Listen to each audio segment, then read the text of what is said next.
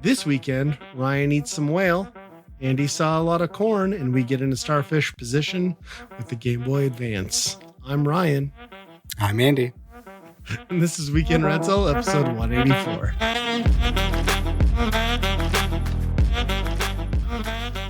Well, everyone, welcome back to another episode. A for you listeners, no difference, but for Andy and I, it's been almost a month since we've spoken in person. It's been weird. I've been missing you deeply, Andy. Yeah. In my travels, I was just thinking, when will I talk to Andy again? I was very stressed to thinking that you may not return. I know your kids were home. Yes. So I thought maybe that was my only chance that you were going to come home. My daughter wanted to talk to me again. Right. My daughter at one point when we were gone was talking about how much she missed us. And I just instructed her patiently to write up a sign on a cardboard piece of paper that said, "Free kids," and take her and her brother to the curb, which she didn't find as amusing as I did, which I guess makes sense. But yeah, so we both traveled. How was your cross American road trip? Did you guys have a blast? Yeah, it was pretty good. We just hopped in the car and kind of decided to go, and we had some ideas of where to go, but it's the best. Yeah, we thought we were just going to like travel around Iowa, just, I don't know, see what Iowa had to offer. Turns out not much. So we kept going. You don't say. Yeah, where'd you go? Where'd you end up? We made it all the way to Kentucky at one point, so. Did you hear banjos? It was getting to that territory. We got to a town named Pig, Kentucky, and then that was about the time where we're like, okay, we should start heading back north. And then you met the mayor and his cousin, brother, sister, uncle, and you're like, nah, it's time to go back. So what was in Pig? Was there a pig at least? There was the Porky Pig Diner, and I think that was the only thing in the entire town. It was very small. Okay. But yeah, just kind of traveled around Midwest for the most part. So, how many total days were you guys on the road? Like 9. Damn. We did almost 2,500 miles. So, jeez. Yeah, that's a lot of driving, but what were the highlights? Oh boy! So, went to the largest children's museum in Indianapolis. So, question, museum for children, or they had a bunch of children in the museum? Yeah. We went there to look at the children. Okay, that makes sense. No, it was a museum for children, basically. You know, it's basically like, here's this thing that you need to learn about. Also, there's like some activity that a kid can do with it, you know. And that was pretty much the entire day. There was even a Ninja Turtles exhibit there. Okay. So that was kind of cool because they also had a lot of like the original comics and really toys and stuff like that. It was kind of cool to see all that stuff. Cool. Where was that at? That was in Indianapolis. Okay. I think the coolest thing there though, other than also feeling old that all that shit is in a museum, you know, they also had like Mario Brothers 3 and Pong and, you know, like all that stuff in a museum now, which makes you feel old that the shit that you had is now worthy of a museum. But they also have like an outdoor sports thing. And they had a like 4 or 5 full mini golf courses where you use a tennis ball. And like everything is like AstroTurf replicas of like real golf courses around the world. Interesting. So it like had a whole bunch of like, the whole thing is like terrained and it has like fake water and stuff like that. It was crazy. Why tennis ball versus regular ball? I think it's because probably you could hit a tennis ball or a golf ball rather hard. And it's gone then, maybe. Yeah. Safety. But you're still using like traditional putter? Yep. Oh, yep. Weird. So it's not very accurate. I would say you're not going. Sure. A highly skilled mini golf player is probably not going to translate his skills to this, but. Nice. Did you find any honey holes along the way with like retro game stores or anything like that? No, we looked at a few different places, but nothing really, it was more like, oh, I was here, like pop in and see what they have about, thrift stuff or whatever, but they didn't really have anything like that. Didn't even make it to really any arcades. Kind of wanted to find some sort of arcade, but I guess the one thing that I kind of realized on a family trip like this is once you have a family up to 6, there starts to become things that are like unreasonably priced for like what value you get out of it. Like everything's McDonald's. times 6. Right. Even McDonald's is crazy, but yeah. Yeah. Outside of the soup kitchen, you're out of luck. It's expensive. Yeah. We did try pretty much every chicken place you could find down south, so that was worth it. I tried to go to Dave's Hot Chicken, which just opened in Fargo recently while I was gone, and I drove by and the line was already out the door, so I decided not to do that. Yeah, when you go to Cane's down south, there's not lines because there's so many of them. Because that makes sense. Yeah. I've still never tried Cane's, and for anyone listening who doesn't know, Cane's is like a fast food chain that just makes chicken strips, and everyone's like, it's the best goddamn chicken strip on the planet. It's like, well, fine. That's like great. You've perfected the cheapest 10-year-old fast food ever. You know what I mean? So, yep. I don't know. But there's a whole bunch of them. There's like 3 different places that are like that. There's one called Zaxby's, which is down south. I don't think there's any up here. Sure. All chicken fingers. And a place called Bojangles, which is also chicken fingers. And they give you like a gallon of iced tea. It's weird. Interesting. Isn't there also supposedly like I can't remember the name of it, but like a White Castle knockoff down south that has like I forget. It's like the most pharmacy sounding name. They like just lifted the White Castle menu. I can't remember what it's called. Really? Anymore. Wow. Yeah. Huh. So how were the not Cane's restaurants down there? Good? Chickeny? Fingery? Pretty good. I would say Zaxby's is definitely the best. Okay. I think my favorite part of that is like their kids meal at that moment was a Mr. Beast box. Why? I don't know. So it's just basically chicken fingers, and you get a Mr. Beast chocolate bar for dessert. Oh, I figured it was like a child grooming thing where they like gave you the email address to his associates to send nudes. My favorite part was like this probably 70-some-year-old lady cashiering, basically trying to, she was trained to push the Mr. Beast box. Would your children like to try the Mr. Beast box today? And the lady, she got trained on it, but I'm sure she has no idea what's going on. Why would you? Yeah. Yeah. Who is this man? I like how the prize is just candy. It's like, we're already not feeding you shitty enough food. Have more sugar, please. Yeah. But, probably like one of them probably has like 10 grand in it or something. Who knows? That's awesome. Well, I'm glad you guys had a fun trip. You made it there and back safe and sound. No like weird vehicle surprises or child abduction anywhere along the way. It all not us. There was well, that's good. Yeah, save that for a different time. But I'm curious now. You have to elaborate slightly.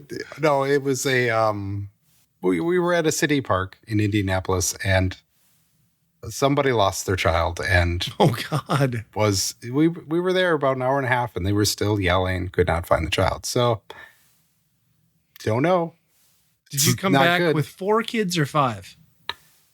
I think 4. And they're all the we're names still waiting you on the gave test to your on children. the 5th one. But. Okay, all right. Okay. That checks out. That's terrifying and sad and awful. Yeah. Wow. Huh. Yeah. Well, yeah. I was you went quite a bit farther. You want to explain where you went and kind of I want to hear I drove across the world to Norway in my 2003 Trailblazer with 150,000 miles. It's got a lot of miles on it now.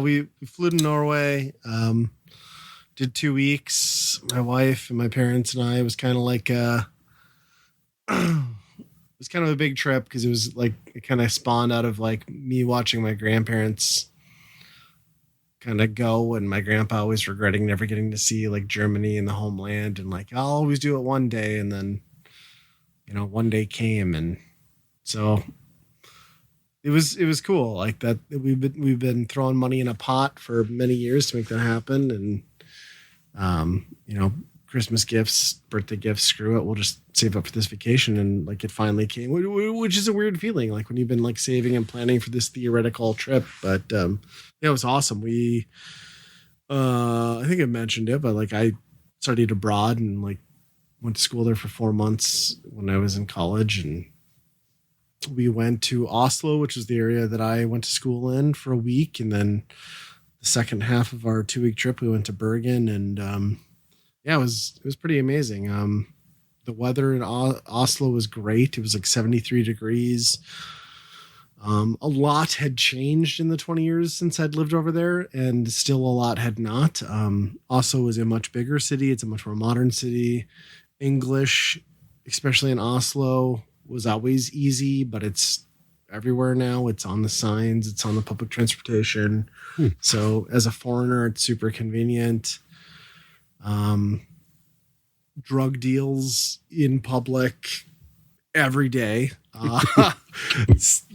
Big city, not surprising. Still felt infinitely safer than like an American city or whatever. But it was great. I got to run into a couple old friends the first couple days. We toured around with an old buddy of mine. He showed us around. It was a lot of fun. I went back to my hometown, got to show my parents where I went to school, my wife, which was a lot of fun. That town had drastically changed. We did like the 2-mile straight up a fucking hill hike to where my dorms were from the college at the time. And it was like super sad, like this ultra like nostalgic trip, like, homecoming sort of feeling. And like, for whatever reason, there were 3 buildings at the time that were part of our campus for the dormitories. The main one was the old insane asylum building, which was the largest building. And then the 2 residence buildings where the nurses and stuff had stayed was one of the buildings I was in. But for whatever reason, like one residence building and the insane asylum were still standing and mine was gone. Like they bulldozed it and like put something new there, which was like super sad because I was like, what? I wanted a picture with my building. But for whatever reason, we had like this weird picture with this weird like bronze statue of a deer that was like out the window and like down a little bit on the property in front of my building. That was still there. So like I got a picture of the deer. So that was cool.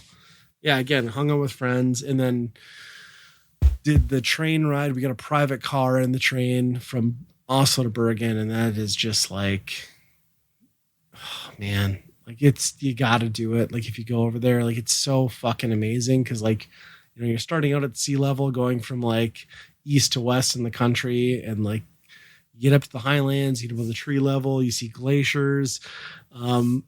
It was like a 6-something hour train ride.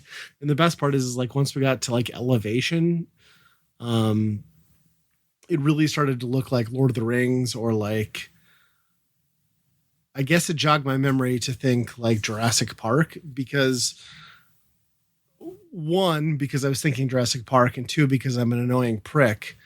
Every time we would enter a tunnel, I just started doing like the Jurassic Park theme, and I would do it like horribly out of key, like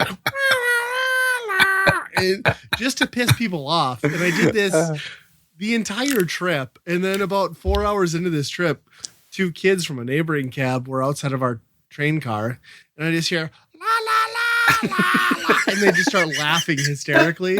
So not only had I pissed off and annoyed my family, I had done it to the people next to us clearly too. So that was great. It was so much fun. It was beautiful. And then Bergen, I'd traveled to a lot of Norway. Like I'd gone through the mountains. I'd gone kind of middle country up to Trondheim and stuff, but I'd never actually gone to Bergen. And Bergen, after a week of Oslo, which I love Oslo. There's so much to see, a lot of history, biggest city. Bergen was like a fraction, like 300,000 versus a million, right? So it was just this like super chill way. It's like kind of like Seattle. So it's like always raining, a lot cooler temps, everything's close together. It was like this amazing change of pace. Like I loved it. My parents appreciated it too, because like I think they'd kind of be getting worn out. And we had a blast. And as great as Oslo is, like you get to Bergen and it's like all the shit you think of Norway, like steep cliffs, like trees, fjords, boats. I mean, all those things exist in Oslo also, but it was pretty incredible. I love Bergen. Like I genuinely had a fantastic time there. And again, still very like touristy, English friendly. It still amazes me too, like how 30 years ago America, Scandinavia is in terms of like it's people first, right? Like breakfast places open at 10 a.m. Shit closes at like 6. You know what I mean? Like quality of life versus convenience always gets to me. They still don't have fucking public bathrooms. Like we ran that trip for 2 weeks. Like you have to get used to running on the verge of dehydration because there's just no public bathrooms. Like you're either going into a restaurant or a bar and buying a drink or a meal, or you're paying to get into one of the few bathrooms you can find that are public, which I will say way better in the age of like debit cards. Cause like when I was there before, like if you didn't have exact change, you were fucked. Like now, at least you can go pay like 50 cents at like anything with your debit card, which is great. But yeah, I had a really great time. I got to see some friends that theoretically I'd never see again in my lifetime. Share it with my family. My parents had a great time. Yeah, I'm still kind of like unpacking and unprocessing it all. Cause like we delayed recording even a day this week. Cause like I've just been so jet lagged and out of it. How many hours difference is it? 7. Okay. Yeah, so we got back into the US around 6 on Saturday, our time. By the time we got done with baggage and customs, it was 7:30. Left, got to my parents' house in Park Rapids at about 11. So basically 6 a.m. Norway time, which we had gotten up that day at 7 a.m. So basically 23 hours straight. Wow. And then I just like crashed for 4 hours. We got up and like drove home Sunday morning. So I've been kind of like, I don't know what it is. Like the next day is never as bad. And then the following 2 days are always like really weird. Like even when we're in Norway, like that Tuesday, cause we left Saturday, got there on that time Sunday. Whatever, like 2 days out is always like really weird. But yeah, great. It was a fantastic trip. My wife did the Fitbit stuff after we got back. We walked like 280 some thousand steps, just like basically 124.5 miles, and we climbed 457 floors in elevation. Wow. Because in Norway, everything is up fucking hill for some reason, no matter what you do. But yeah, it was awesome. It was great. I really loved it. And I loved being away from here and just getting like to unplug and yeah. Yeah, that sounds amazing. Yeah, I mean that area is some of the most beautiful in the world, right? Like yeah, for sure. And like the topography especially is just like there's not much like that there. Yeah. I mean, it's such a wild trip to think back on because it's like, being in Oslo and like watching, like going to museums and like seeing the Scream in person and then like transitioning to the later half where we're like brushing up against waterfalls in the fjord or like on top of a mountain, like above the tree line. And like the fact that we did all of that in one trip is wild. And yeah, and it was, I mean, I think some of the fun part too is like seeing old friends that I hadn't seen in person in like 18 years and like just immediately falling back into that. Like we hadn't missed a day. Like that was pretty cool. That's pretty awesome. Huh.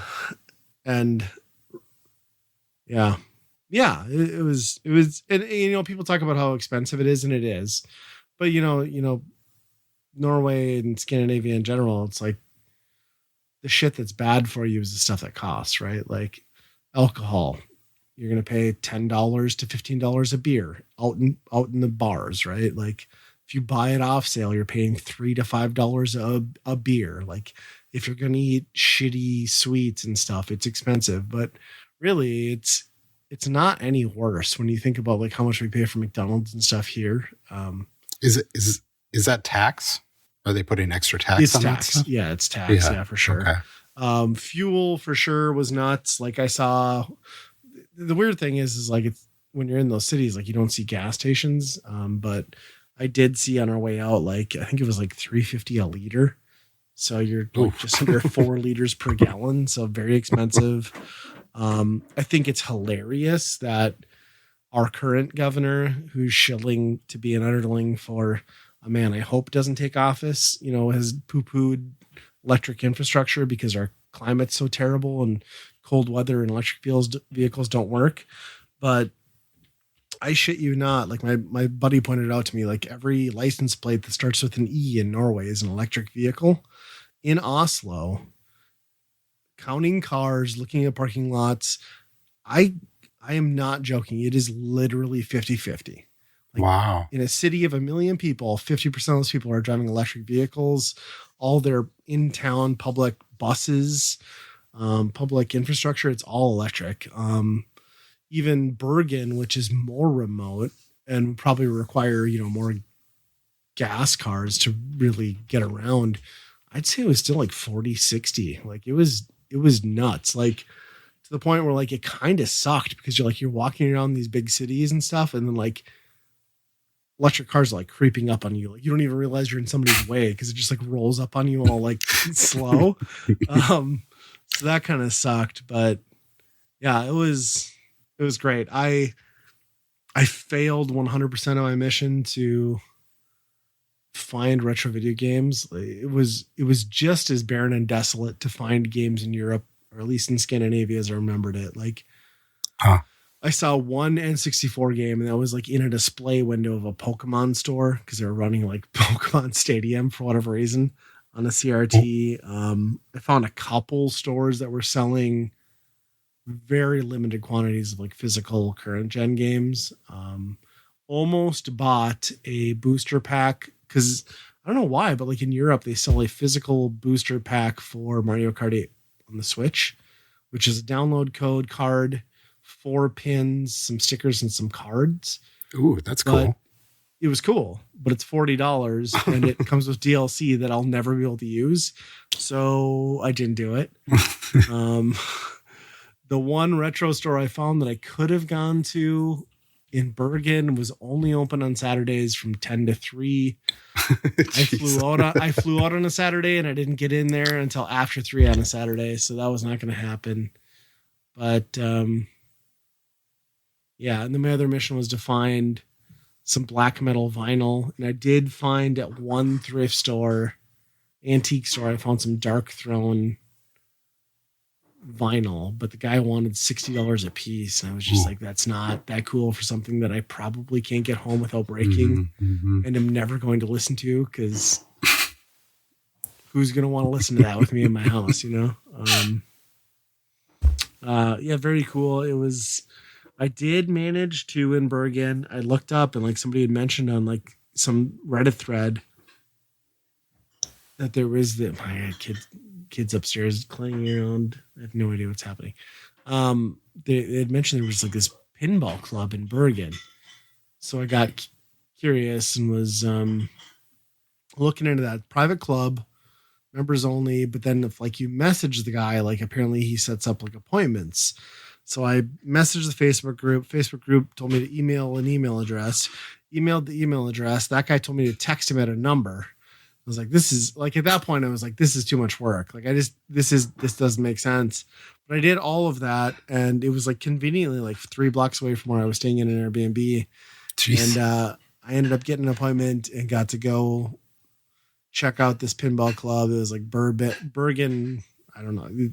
Bergen Pinball Club. There's like a Scandinavian name for it, but absolutely insane. I can say without question, like in terms of pinball, I've never been to a better showcase of pinball. Like it was everything from the golden era up to the most recent Stern stuff.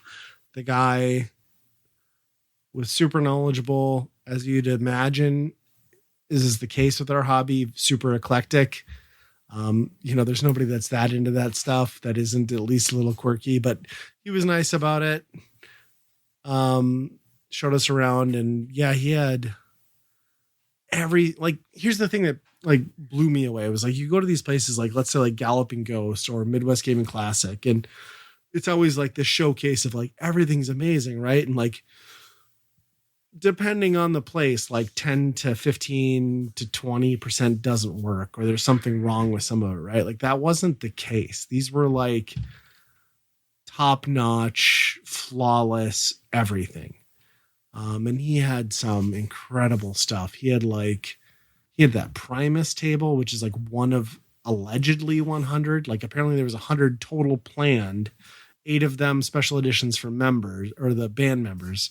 He had one. Terrible table. It was based on I forget what it's called, Whoa Nelly. It was like an older table, which has to do with like watermelons and like a giant tit innuendo is like the basis. But anyway, terrible, but like really cool game to play. He had, I don't know. He had like some weird, rare, like in Spain only release tables. And then he had like everything in between that you would want, right?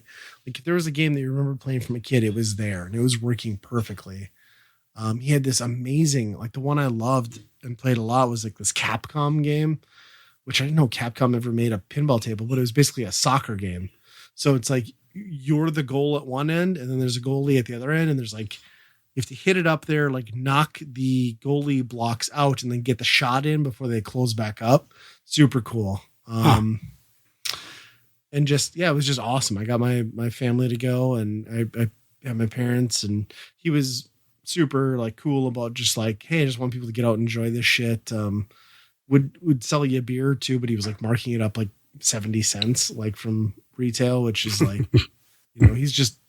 he's not even trying to make a profit. He's just trying to do it. And like, I could tell when talking to him, he's like a little frustrated. He's like, I spend thousands of hours here, like working on this thing, and like nobody shows up. And it's like, people don't appreciate it. I'm like, well, it's also I get private. your frustration. Right. It's private. I get your frustration. Like, I think every collector feels like that. But like, I tried to tell him, I was like, I've been to a lot of these things. Like, this is the best version of that. Like, whether or not you have people coming out is like, you are doing something historically important for a genre of gaming that, isn't relevant. And like, I was trying to tell him, like, well, I collect this, like any Nintendo and NES. And then, he's like giving me a tour of the place. He's like, yeah, pinball and blah, blah, blah. And he's like, it all died because of your fucking video games. And I'm like, hey, like, can't we all like him? Can't we like them all? Like, well, hey, it's not my fault. Like, I like them both. He was a good guy though. He was, he's what you'd expect. I can't, he was very welcoming and it was awesome. And yeah, it felt like a really unique experience. And like, honestly, my parents crapped out after like an hour and a half. I'd have been there. Like you'd have to pull me out of there. If it was just me or me and my son, maybe like we'd have never left. Some amazing tables, absolutely amazing tables. Yeah. That's just the logistics already of having pinball tables in Europe anyway, even Northern Europe, yes, especially, considering, most of them were made here, I would imagine. So I don't think they were manufactured over there. Maybe I'm wrong, but no, you're right. It's got to be much more rare because of that fact, Yep. Yeah. And he was telling me he had like another 130 tables that he didn't have there. Wow. He's like, well, they're projects. I'm like, even so, like, that's nuts, you know? Wow. Huh. So yeah, that was cool. I mean, I could go on and on for hours and hours about the things I did and the things I saw and things but Norway's beautiful. Go visit it. It's an experience. I was curious about one thing. Yeah. What is the general vibe and consensus of Norway during the Summer Olympics? Do they give a shit? Or it's tough to say because I was basically lined up perfectly. I was there over the whole Summer Olympics, and I was constantly out of Airbnb and like moving around. It was definitely on. It was on a lot on the local networks, but I can't say how much fanfare there was when I can't, translate the Norwegian coverage. From the couple of friends I had met up with, like it came up casually in conversation. It didn't seem like it was, shut the streets down and hoorah. right. Yeah, probably about like what it is in the US these days, right? Like where people get pretty patriotic for the 2 weeks that it's happening. And then after that, you forget about it. Yeah. And sometimes I feel like it's like the US throwing their own party half the time because, we usually dominate in everything because mostly women's sports because they can afford to spend their lives doing it where a lot of countries can't do that, So, yeah. I mean, Norway, obviously winter sports are a much bigger thing. Yes. So, well, as I was reminded, I won't even. No, never mind. I'm not going to say it. It's fine. But yeah, it didn't come up as much as I thought it would. I figured there'd be more fanfare, but yeah, I feel like I went through a time warp and like completely missed the existence of the Olympics. So yeah, I am slightly pumped that for the second time in a row, Nyjah Houston did not win men's street skateboarding. Yes. You see Andy McDonald was still doing it? That's crazy. If you consider doing it being he rolled around some transition and did like a McTwist, then yes. Yep.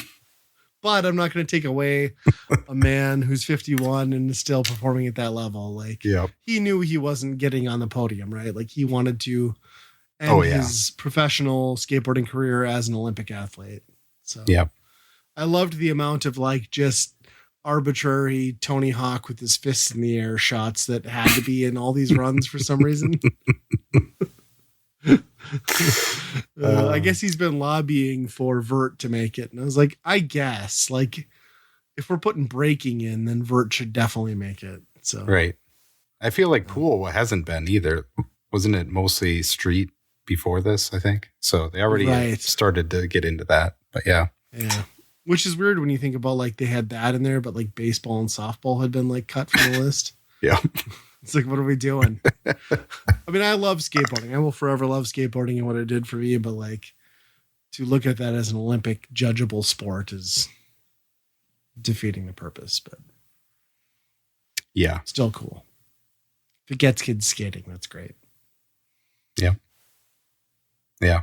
And I mean, just 14-year-olds getting gold medals. That's pretty cool too. Yeah. Yeah. And sadly, breaking isn't going to make it back. It doesn't sound like. Poor Ray Gunn. She's set up for life. She's writing this for forever now. Maybe. Or we're going to get the headline like Breaker, Ray Gunn, hucks self into short confessed waters off of New Zealand. Or, you know what I mean? Like, I don't know. That would be a better dance than what she did. Yeah, that was something. Yeah. That felt like if a white, never breakdancing kid ever before performed like a breakdancing skit in their private home.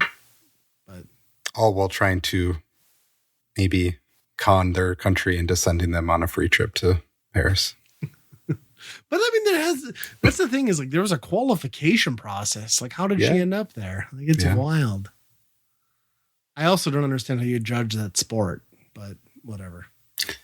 Right. Yeah. That's the whole thing with all that stuff is like culturally, even like what is artistic has to be different. So Yes. Artistic or autistic, who can say?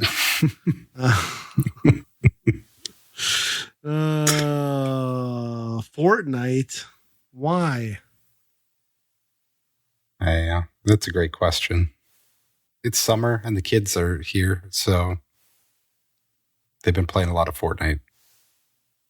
And I think we've come full circle now because we got Rocket League in there now, right? Which is a free-to-play game.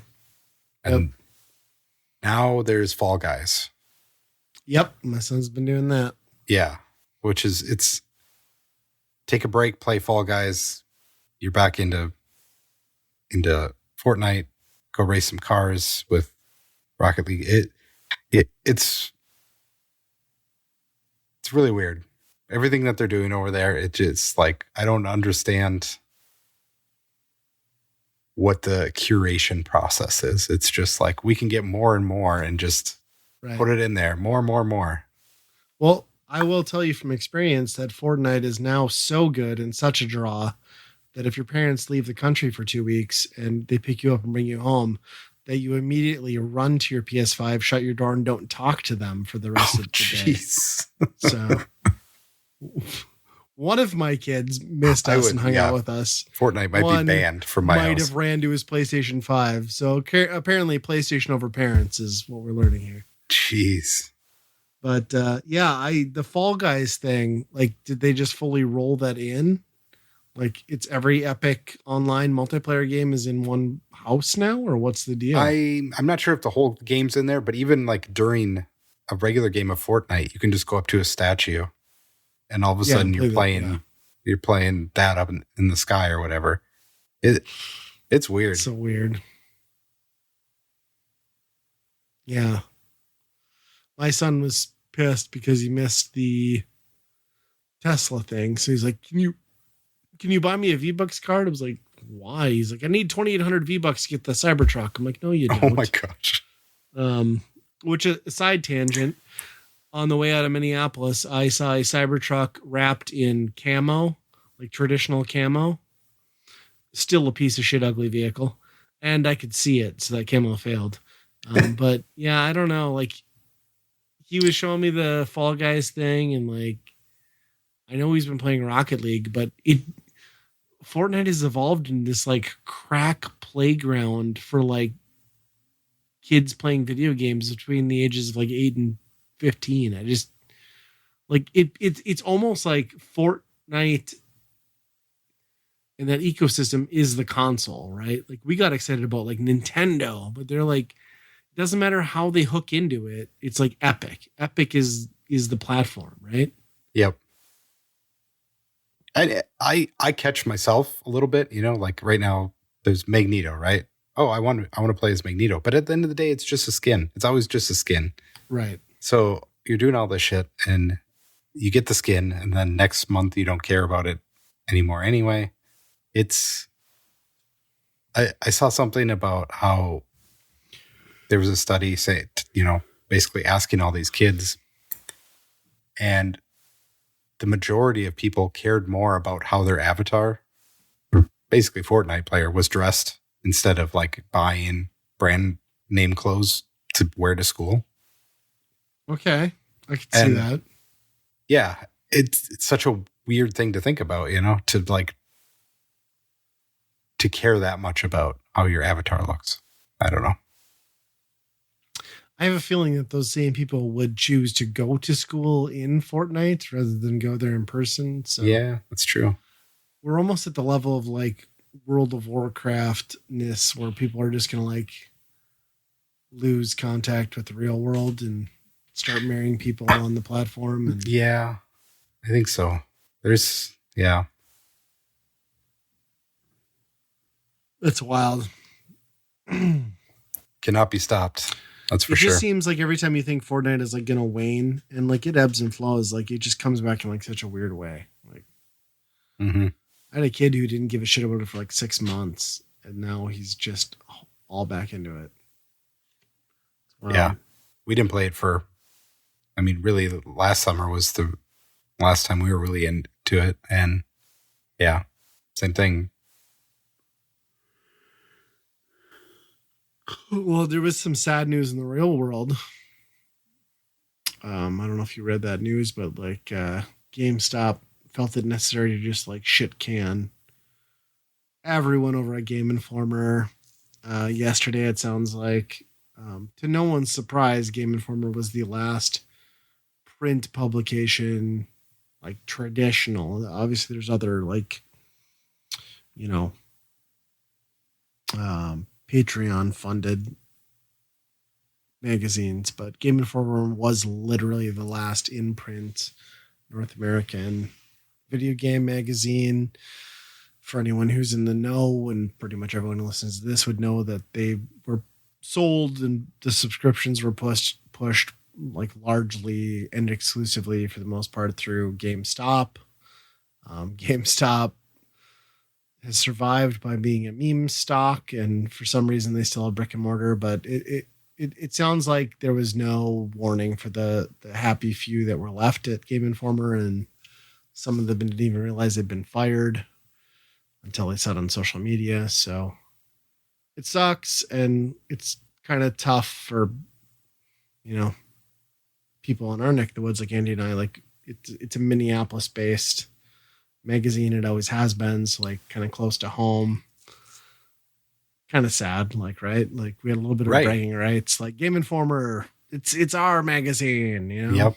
And there were so many people that were there forever, you know? Yes. Writing for it. And, you know, obviously, you know, way back in the day, they were not the go-tos, you know? I mean, you got your EGMs and Nintendo Powers and all that stuff, but slowly but surely, you know, even in the early 2000s, when GameStop became a powerhouse like it did, that really kind of pushed that into the mainstream as they bundled it with everything, and it became what it was. Yeah, it's sad to see it go like that. I think the writing's been on the wall. Like you said, there was no warning, but I feel like the warning's been there for 5 years. Surprisingly, I'm actually surprised it took this long. Yeah, for them kind of to shut that down, because I don't know how much it's adding to their program. I don't even know what GameStop's doing anymore. Anyway, like I don't know what their model is. Correct. Yes, it's a fair assessment.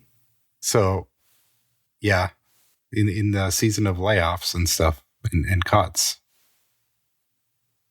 I definitely could see this coming, but it really sucks that they couldn't, you know, try and sell it to something else, but have them become independent if they wanted to again, or, you know, something along those lines. Yeah, they basically cut them off. They could put a muffle on them so they couldn't say anything about it, damn near, and no send off or anything. It's shitty. Yeah, it really does suck. It was like a little surprising, like when I heard that, because I was like, I didn't even realize it was still in print, right? Yeah. But who could blame a person for thinking that, you know?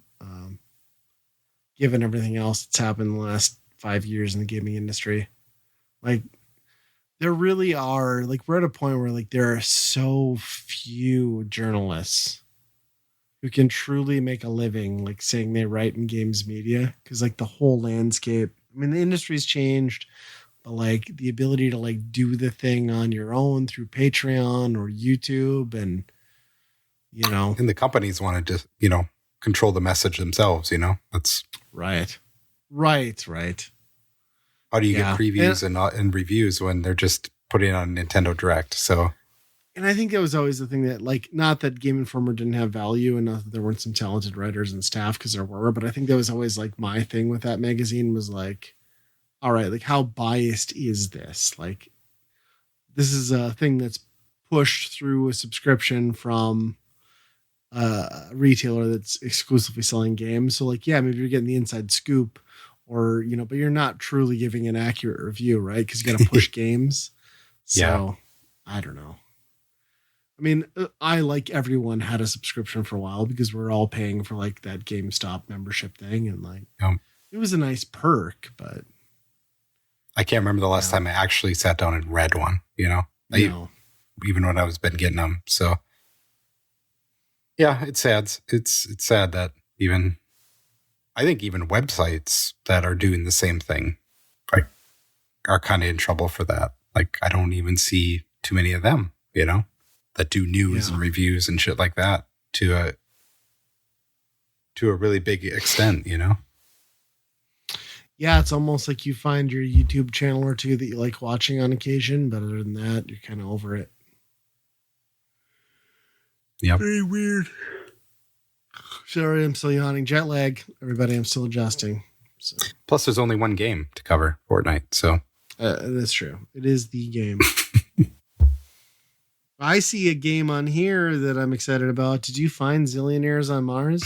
Yeah. So you went to a Five Below? On our trip, that's if you're on a road trip, Five Below is probably the best place you could stop. Mm-hmm. There's especially snacks and shit like that. Kids. Yeah, it was.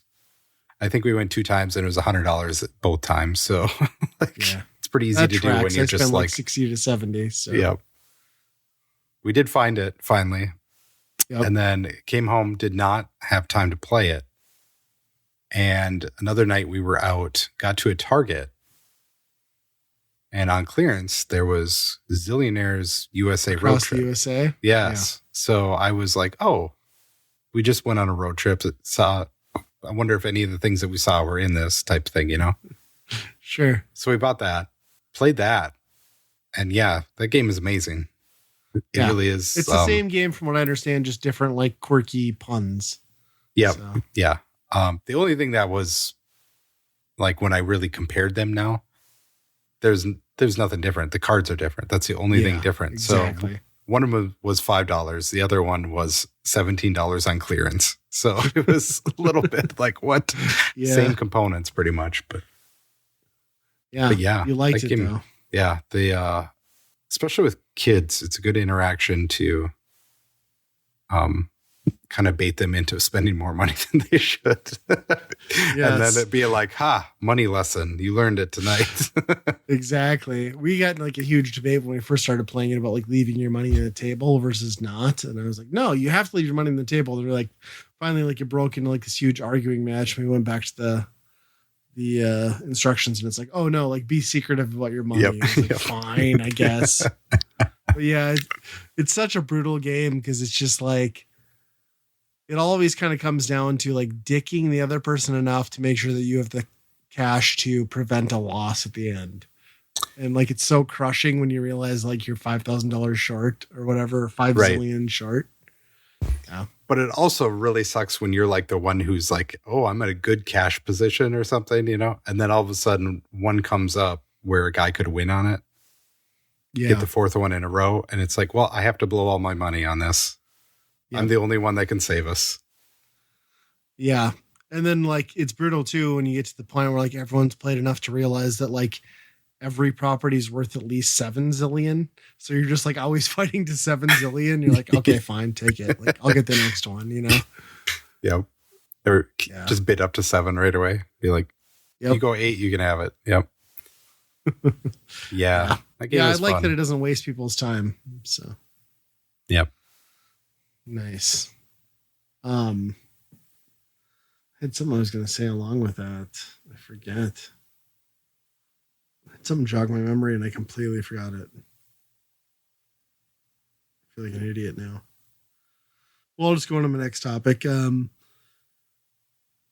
Hit my feed. I had no awareness of this, but like, I think it's a Way Forward published thing, but they're not developing it. But apparently there's this 16-bit retro hack and slash pair of games coming out. It's a Halloween themed game. And then they're also doing a Ash versus Evil Dead themed game. And I think they run off the same engine. So they're both being sold digitally. But then if you buy both games, you get like crossover gameplay between the two. And if you pre-order, you get an exclusive set of characters for each two. So I went immediately knowing that it was an Evil Dead related thing and pre-ordered it on Amazon. I think it's coming out on all current consoles. I got the Switch version, but it's like $50 and like, it's cool. Like it's billed as like a double feature, like old retro, horror, like drive-in thing. So $50, I'm getting both of these games when they come out in October on a physical cart. It doesn't look like, anything revolutionary, but it looks like a solid hack and slash sort of side-scrolling game. The only thing that bummed me out a little bit was they have a $99 exclusive like collector's edition, but for whatever reason, like they're really leading with, and I guess I kind of get it, they're really leading with the Halloween style stuff on that. So it's all like Michael Myers plushie and like Halloween extras. Oh, sure. No Evil Dead extras, which kind of pisses me off. Yeah. It's like they could have at least done like 2 special versions, because I don't know. I'm more of an Evil Dead guy. It's cool to see like an Ash versus Evil Dead tie-in. I think the one bonus character from the pre-order will be I forget the character's name. She was the female like from the show. Yeah, from that show. And also I guess they're doing a pickup of that and like or a reboot of sorts, and like doing an animated Ash versus Evil Dead like continuation. So could be cool. With Bruce Campbell, I would imagine. I'd imagine he's voicing it for sure. Yeah. But, it was like a little Christmas present to me, because anything Evil Dead I'll take, and the games look neat. And with Way Forward kind of like being behind it, like pushing it, it's gonna be pretty good. Yeah. I don't know if Halloween has ever had a video game. Has it? Maybe an old Atari one, maybe? Okay. Yeah, I think so. Or, well, yeah, there's at least Texas Chainsaw Massacre. I think there was a Halloween game also. I could be wrong. Okay. But yeah. Is this one, are you playing as Michael or you're Yes. Lori or what? Okay. Yeah, playing as Michael. So, yeah, the screenshots, you can watch the gameplay trailers on YouTube. They look pretty cool. I mean, it doesn't look like, again, nothing amazing, but if you're into those properties and you like retro style platforming slashers, it's going to be good. So, yeah, that sounds cool. Yeah. Yes. The top, I still am like trying to figure out what I was going to say, and I forgot. It was something, I swear it was something interesting. I'm going to chalk it up as a loss, the jet lag, but it's. Yeah, next time. Maybe. Well, should we get into the staff picks? Yep, let's go for it.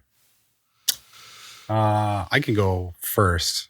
Mine's going to be rather quick. Go second, because you're probably going to have more to say than I will. I was just mine will be in addition to my trip. And so in Norway, they're very into coffee, and they really love coffee. And I love Norway, but I hate to inform them that they drink terrible shit coffee. It is the cheapest, lamest coffee. It's always served black. You will not find creamer anywhere, which is fine. I get it. But if you're going to drink black coffee, it should not be generic dumpster fire Folgers style coffee. That said, they had a chain over there that is the antithesis of what Starbucks and Caribou is in the US. And it's called Backstube, which I guess just translates to bakery. So basically it's this amazing store that just like has fuck tons of pastries and stuff, right? Like they open pretty early over there. It's just like pastries, donuts, breads, like pretzels, and it's all delicious. And their coffee is generic, like church urn black bullshit coffee, but it's great because that's the opposite of what we have, right? Like we have really sugary, sweet, delicious coffee and like terrible food.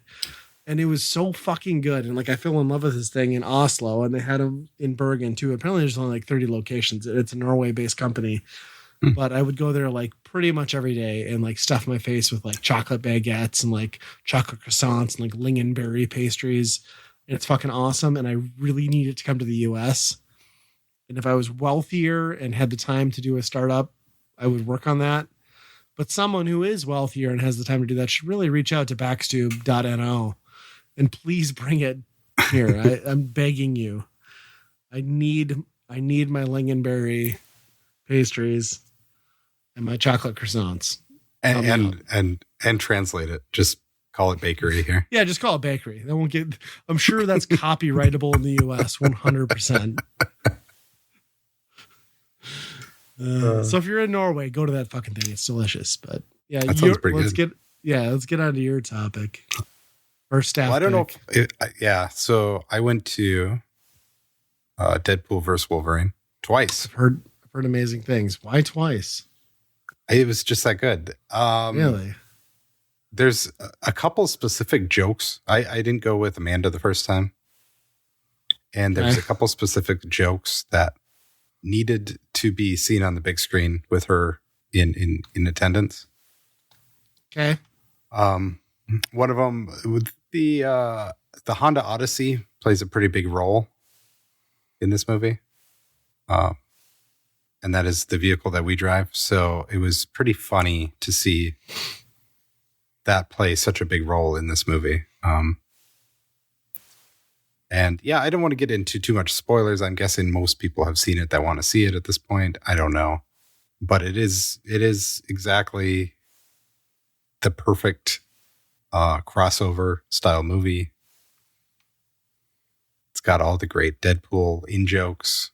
I mean, if you do not watch any Marvel movies, like if you've never seen a comic book movie and walked into this, I can't imagine even understanding anything that's happening. But yeah, there's so much, Hugh Jackman's played Wolverine for what, freaking 20 years? I don't even know, but there's so much college, yeah, there's so much built into that it's just funny to just be able to make jokes on all of that legacy, I've heard Channing Tatum plays Gambit too. Yeah. Yep. Yeah, there's a few good cameos in there for sure. Yeah, I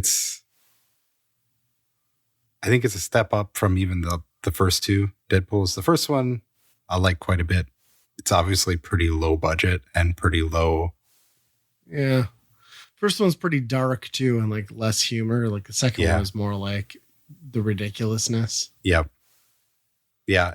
The plot goes less and less by the wayside. I think as these Deadpool movies go on, it's more, ridiculous jokes, violence, all that stuff. So I forget, did his girlfriend die in the second one? She gets shot, but then they go back in time with his thing, with Cable's thing to get her back, if I remember right. Yeah, I couldn't remember. Yeah. There's just so many good jokes in this movie that I think I'm surprised that Disney actually went ahead and did it. It's not as risque as like the old ones, I guess, but they're still pretty hard rated R, I would say. Sure. Which I guess I'd expect. Yeah. He's supposedly, part of the whole, the cinematic universe now. So I don't know what that means. I'm guessing all retiring though. Like, didn't Ryan Reynolds and Hugh Jackman say this is like it? Yeah, pretty much. But money talks. Robert Downey Jr. is coming back. For what? He's gonna be Dr. Doom now. But he was already Iron Man. Yep. But money. So interesting. I think the best part about this is they let him basically shit on how bad Marvel movies have been lately. So at least they let him do that, Well, it sounds like at least this lived up to the hype where Guardians 3 was an abysmal abomination of a film.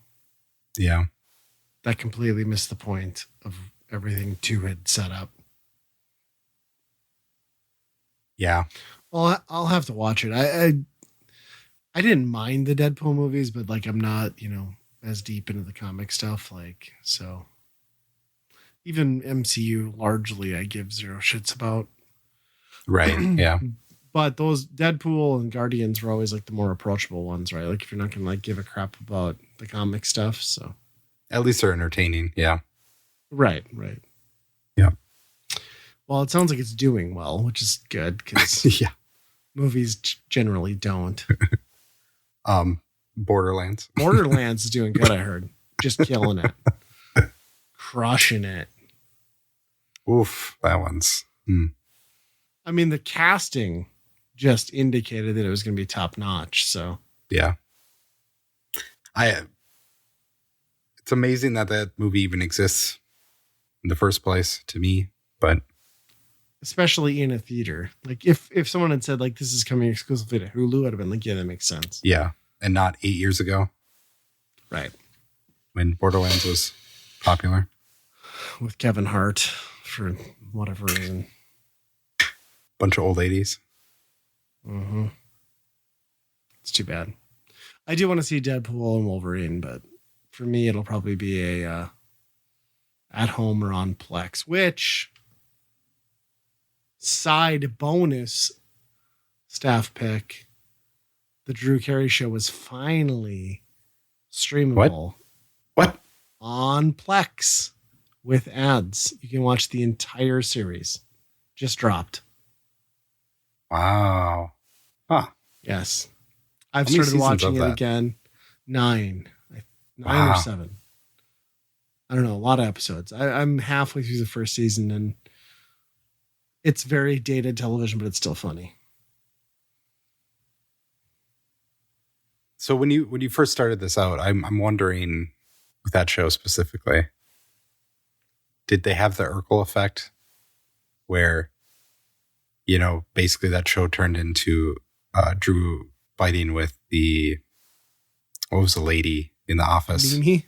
Yes. That was like the main draw of that show after a while. Did it start out that way?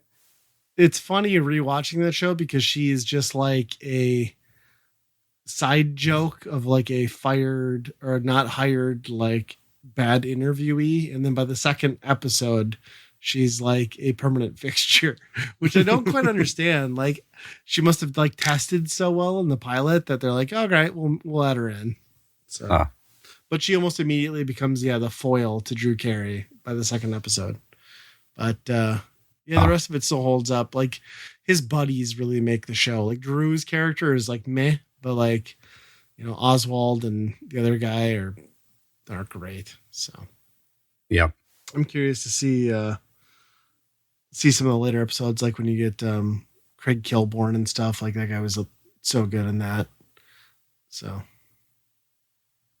it's just cool to see it back because, like, it left syndication ages ago, never made it to DVD, never made it to streaming. I think it all had stemmed to do with royalties over like that Cleveland Rocks use in the subsequent seasons. So yeah, which pretty cool. I mean, you can't put it out without that song either. You know?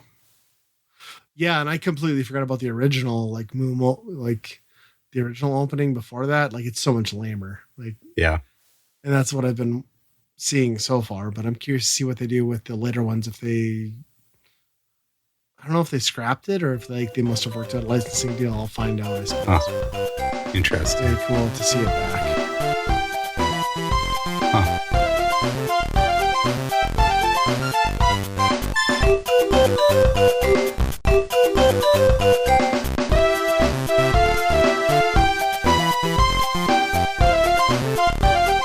If you're having a good time with us at Weekend Rental, I think you might enjoy all the great geeky stuff found on the Geekade Podcast Network. They've got podcasts about games, music, movies, and more. Plus, if you order off their secret menu, also known as the Geekade Patreon, you just might find an exclusive movie podcast hosted by Ryan and myself.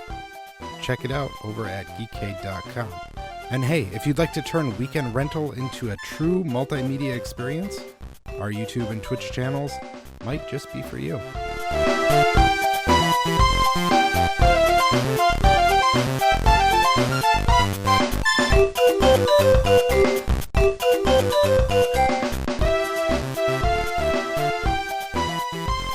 So, Weekend Rental, for anyone who's unfamiliar, we pick a game for a given system, we'll play it all the way through and give our opinions as to whether we would personally buy, rent, or burn that game. By burn, we mean light it on fire. The system of choice this episode the good old Game Boy Advance, and we're talking about the original Starfy game, or Densuku no Starfy, something like that. First one. There were 3 of them on the Game Boy Advance.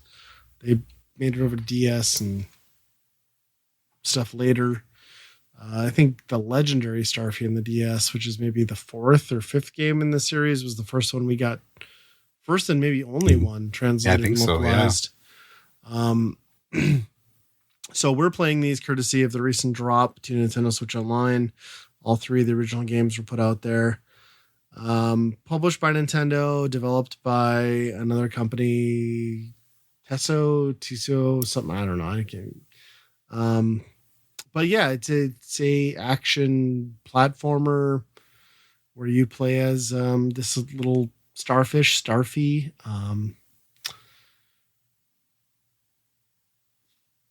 Reminiscent to me, at least, of the Kirby franchise in terms of gameplay style, presentation, ease of difficulty. Yeah. And colorfulness, I guess, is kind of how I feel about it. And like maybe some of the best water physics. I was going to say, like, yeah. So when I was first playing through this, I was going to be like poo-poo-ish on like, it sucks because water worlds are always like the worst part of every game. And you're basing a whole game in that. But like, turns out when you make controlling a character in water super fluid and precise, that's no longer a detriment. Yeah. And especially once you get later. Yeah. And as you get later on through this game and it opens up and changes into different things, like it's really just kind of a footnote in what is an otherwise great platformer. Yeah. Especially when, yeah, like you say, when you get the dash and stuff like that, it feels amazing in the water. And then, yeah, he can get out of the water and he still platforms pretty well. Mm-hmm. It's got a cool float. Yeah, it's kind of weird. Yeah, holding and again, Kirby-ish there, like, yeah, this like almost forever float in air. You know what I mean? Yeah, the only thing that like kind of bothered me with this is like there's no translation, obviously, in these versions of the game.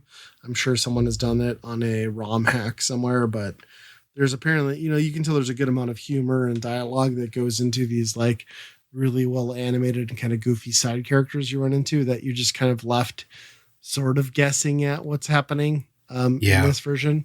And you are kind of doing quests for them within the level sometimes. So it is a little tricky to know exactly what they're looking for, what needs to happen in the level. But I mean, they're so simple anyway that you figure it out. Right. I think what happens is like ultimately, like as an English speaker, you're doing more trial and error and less puzzle solving than they had intended, but it still all works out. And like another like kind of nod to like the Kirby thing is like just the doors floating in space, right? Like that whole mechanic is definitely from Kirby.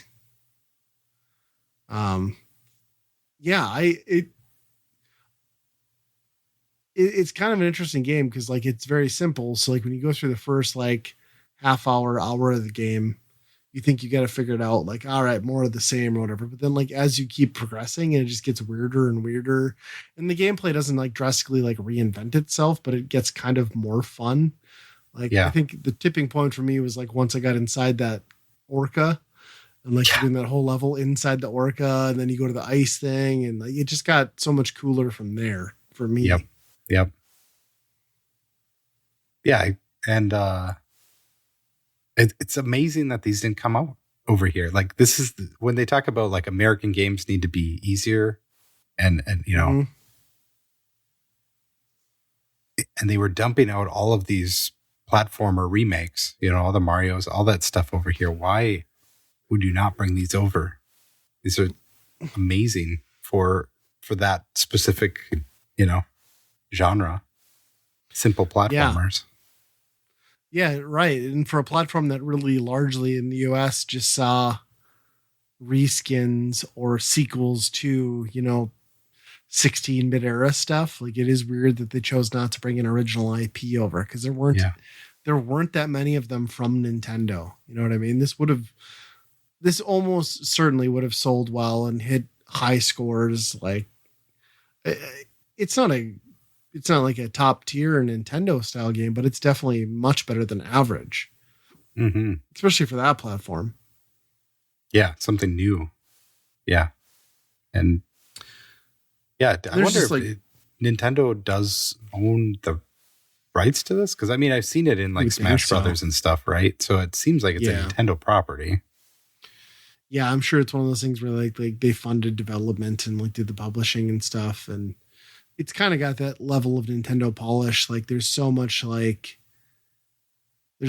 attention to detail with the characters, and like, well, Starfy in particular, but like even some of the subsequent ones you run into, there's just really cute frames of animation and like him running fast or like you overusing your attack and getting winded. And I don't know, there's just like a lot to love and a lot of charm in this cute little game. So like, even while it's not overly difficult, you're still like always kind of entertained and have a smile on your face while playing it, which is, I think, a very Nintendo trait, right? I mean, that's not common, but it's common among Nintendo games, and this is no exception. And Starfy's just like a really lovable character. So it is funny that they didn't push him more as like a mascot. Yeah. And I found the collectibles be interesting in this too, because they're your health restore too. Yeah. So I ended up like, it's kind of like a risk reward. Do you get them? So you make sure you get them. I think they add up for points at the end or something. I'm not sure, but but also what happens if you get in a rough spot and you need health? Do you want to keep them there? Right.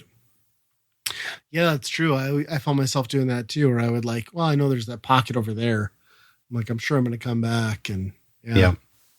It's very cool. I also like how they reuse, there's a lot of reuse of areas you traverse, where, you'll go in a door and do a thing and it fundamentally changes. So it's like a very subtle Metroidvania element to the game where like you're not necessarily always getting a power up that gets you to the next thing, but like you're doing an action that like fundamentally changes the way the path that you followed before is traversed. And I think I think it's very fun, and it's done in a way that like, okay, we don't have to keep stacking abilities and stacking things for you to remember. It's just like we're doing it and tweaking it in a way that it's a one and done, but it makes the gameplay that much more interesting. Which I think is kind of what makes it more approachable, right? Like it's not this like new ability upon new ability upon new, like it's very geared towards a younger audience where they can kind of get that same effect without throwing more at the player. Right. And even the bosses that you had were like, yeah, the extra things that you have are going to help, but I don't think you would have to use those to make it to kill them. Right. Did you ever open up the red blocks? I could never figure out how to get rid of those things. No, I haven't either. Like I assume it must be a later game thing, but yeah, that was the one section I couldn't ever get. I also am curious as to what happened inside that whale. Like, did I unlock like whale aids, and that's what opened up that portal to like free that fish guy? Like, yeah, it was a lot of gift giving, and then it was like, yeah. I exchanged a teddy bear for a cake, and that made germs happy, but I don't know how that helped anybody.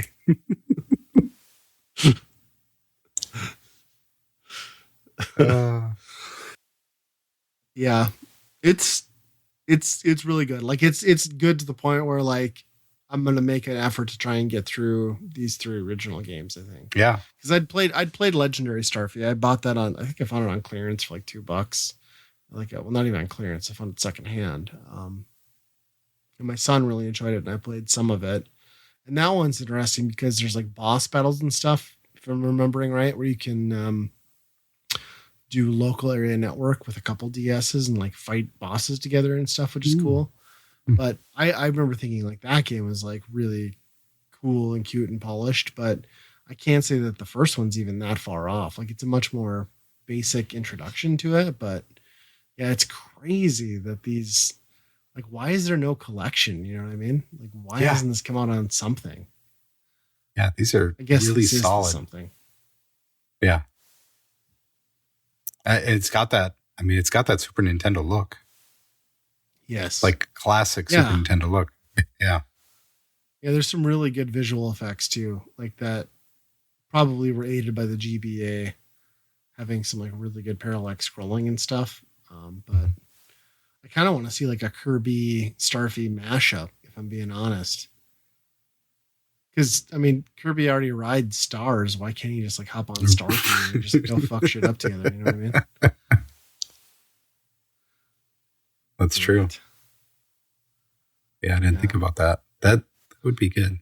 It is amazing. Like I actually cannot believe that these are not out in some form. Yes. But I was also surprised when this is like a side tangent, but when I revisited it today to play some more of it, and they just like dropped like Pokemon Mystery Dungeon for whatever reason on GBA.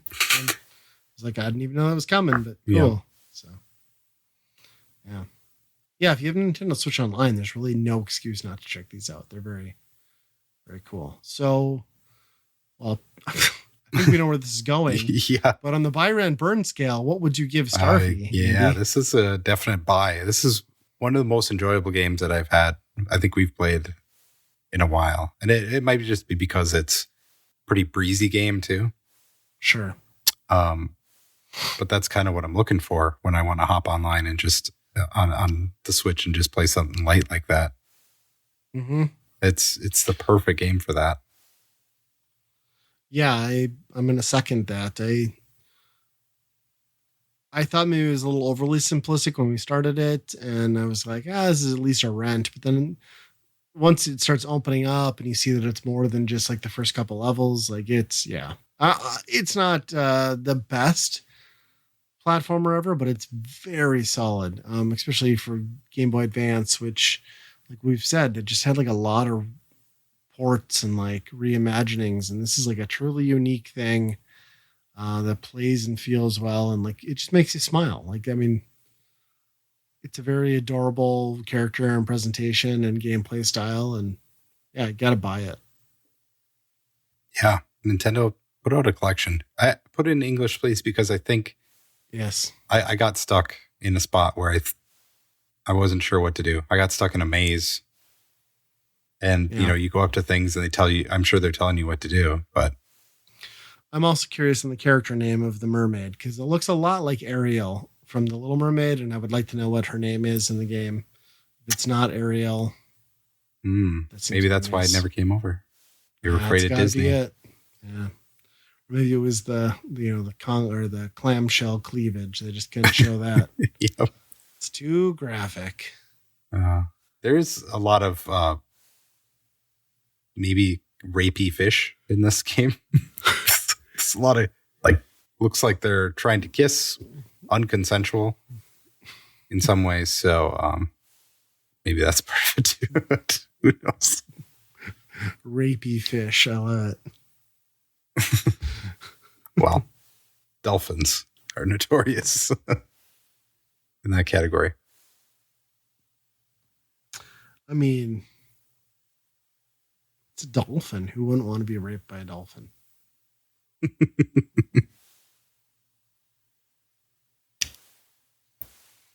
Starfy, I guess. I suppose. Yeah, I didn't see any dolphins in there. So that's the jet lag talking. I don't know. Well, did we make it through this episode? Did it make sense? I think so. We did. Yeah. All right. We're back on the horse. Or the dolphin. The dolphin, yeah. Oh, well, and we forgot to comment on your hat. Oh, yeah, whale. I thought it was very iconic that Andy is wearing a whale hat. And while I was in Norway, I ate whale. That's right. Called pita. They taste like rain. They taste like venison. It's delicious. I always wondered that. So it's mammal meat, so it's got to be. But also, does it have the ocean fishiness? No, it tastes like very irony, like you shot a deer or you shot an elk sort of thing. It confused me, though, because I didn't know I was eating a whale. I mean, I'd bought some whale sausage make jokes at that however you will, but like we had ordered a seafood sampler fish plate, right? Like fish plate, it was called fish sampler. And then I was like, oh, it also came with steak. And we're like eating it and like, oh, this is good steak. It's kind of like gamey though. Like, I wonder if this is like elk or whatever. So we asked the lady, she looked at us like we were idiots. Like, no, that's whale. I'm like, whale's not a fucking fish, lady. Like, disclose that. It was good. I put some soy sauce on it. Lent forever.